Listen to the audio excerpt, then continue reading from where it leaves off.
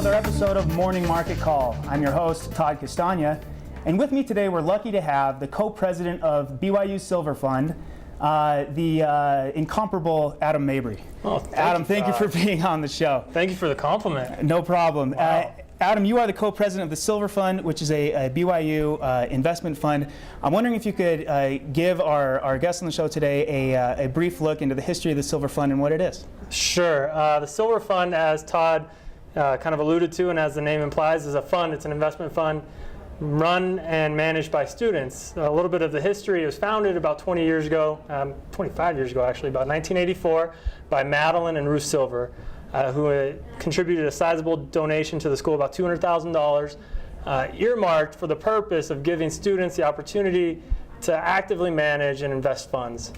Today, that fund's grown to about $1.4 million, and we continue to actively manage it and have been doing so for over 20 years now.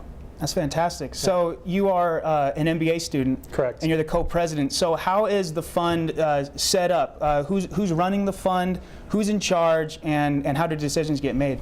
So, like I said, it's a student-run fund. Obviously, there's a faculty advisor.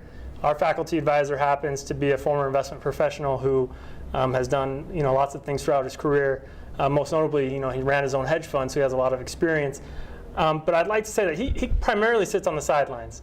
It's more of a student-run activity. We make all of the decisions. The students are directly responsible for the funds. I mean, if we're going to buy or sell a security, that decision is made by the students, when and how they're going to buy it, when they want to sell it, so how much will be invested, etc. What type of qualifications do these students have in order to run a portfolio? How big did you say it was? It's about 1.4 million right 1.4 million. So you have students making these decisions. Are they qualified? How do they know what to do? Well, that's a good process. I mean, typically in the class, we like to spend the first little while kind of getting some education. But what we found is the MBA students, and particularly the MBA students here at BYU, and the ones who join the Silver Fund, come from a finance background. They've worked in finance before, maybe not specifically asset management or investment management, but they're typically bright, educated people. Mm-hmm. So it's more of a matter of getting them the right tools and showing them the process and letting them make the decisions. So we find it relatively simple to get people up to speed to be able to start making a meaningful impact fairly quickly. Great. So it sounds like the Silver Fund is giving them the necessary tools. I know that there's a new Bloomberg room on campus, which is provided for by our donors who give us the opportunity to do a lot of empirical research. But there's also a lot of guests that come into class. I think that's correct. And I was hoping you could explain to us more about who has come to speak to the fund and talk a little bit more about the other opportunities you've had as a member of the Silver Fund. So we have a lot of speakers. I mean, the Silver Fund has about 40 active alumni that come and speak and mentor us. Most notably, off the top of my head, we had Don Yackman come in, who runs the Yackman Funds. People may be familiar with that. It's about $11 billion that he manages.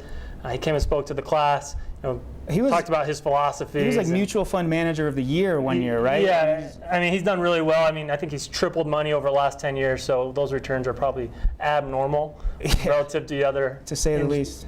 But, I mean, he's just one. We also have Larry Tajin, who, on a similar vein, ran equity portfolios for decades, now runs a family office. And actually, he went and set up a similar program at USC's Marshall's program, and kind of does that over there, but he's an advisor to the program. So we have a lot of speakers. I think what's unique about the Silver Fund is the speakers and the opportunities. I think most recently, one of the great opportunities we had is to fly out to Omaha and meet with the Oracle and meet with Warren Buffett and kind of hear him talk. So you're exposed to a lot of different things like that. I mean, that was probably the most notable one that a lot of people will probably never forget, and it'll be a pretty memorable experience. Sounds like a fantastic opportunity. And this is open to second-year MBAs or first-year MBAs, or who? Correct. Who is the Silver Fund it's primarily focused at second-year MBAs. They're in the process of bringing first-year MBAs on so we can have a transition over the summer. So I would say anybody who's interested, it's a great opportunity. You can learn a lot. I think BYU has one of the best programs out there.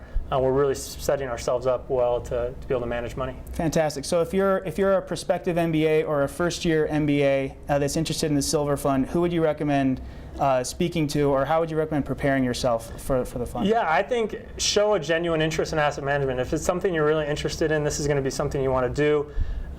The faculty advisor is Jim Ingebretson, and he'll be around, and so he's always somebody that you can talk to, and he'll put you in touch with myself or other members of the fund that can kind of help you get in and kind of see what it's all about.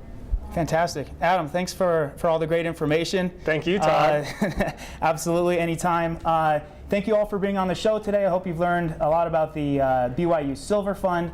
Hope that you join us online as well for morningmarketcall.org. Until then, thank you for joining us. MMC is brought to you by the Marriott School of Management in association with the Brigham Young University Department of Communications.